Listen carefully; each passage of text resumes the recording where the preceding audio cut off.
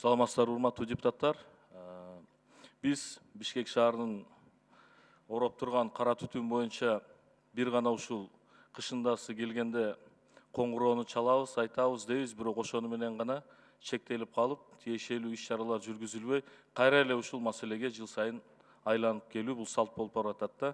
Ошого мен өкмөттүн өкүлүнө ушул боюнча өкмөт конкреттүү позицияны алып, конкреттүү чечимдүү кадамдарга барса деген сунушумду айтар элем.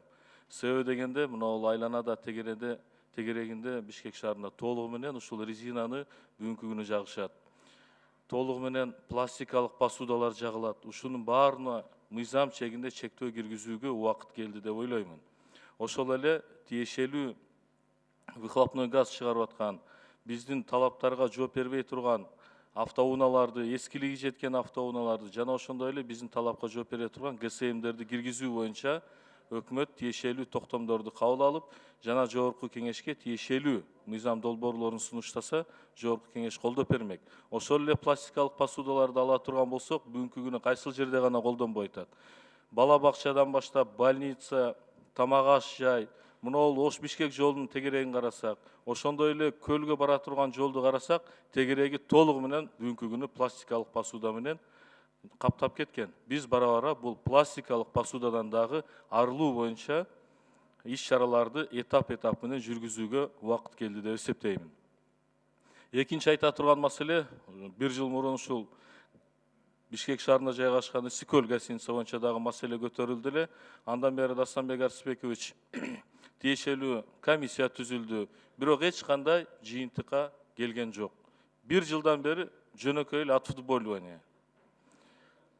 Ал комиссия Маданият министрлигине кайрылат. Маданият министрлиги болсо бул маселени Бишкек шаары чечет дейт. Бишкек шаары болсо тиешелүү комиссияга чечет дейт. Порочный круг. Бул маселени эч кандай бир жыйынтыгы жок болуп атат. Ошого мен суранар элем, урматтуу Дастанбек Арсбекович, ушул маселе боюнча дагы кайрадан бир протоколдук тапшырма берип, ушул аталган маселени бир аягына чыгаруу боюнча бир иш-чара жүргүзсөк, өкмөт дагы тиешелүү кадамдарга барып, ушул боюнча бир волевой позицияны ээлеп, ушул маселени чечүүгө бир далалат кылса деген сунушта.